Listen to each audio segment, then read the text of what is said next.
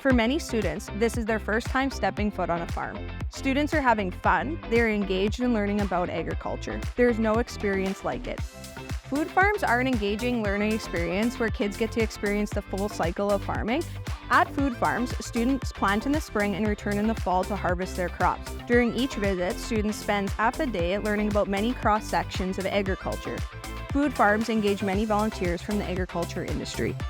When they're offered the opportunity to share their learning or what they have learned or any of their personal connections, they're doing that with the leaders. Food farms hit the 10-year milestone because of the immersive agricultural learning they provide. It is a powerful and valuable program that connects students with people in agriculture.